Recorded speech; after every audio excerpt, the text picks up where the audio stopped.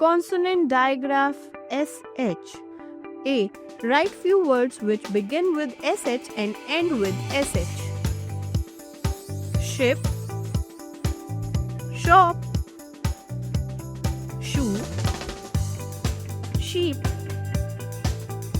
fish, dish, brush. B.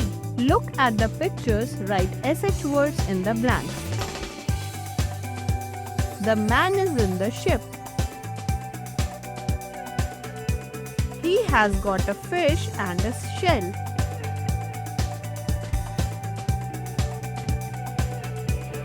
He took them to his shop. He put the fish in a dish and shell in a shelf.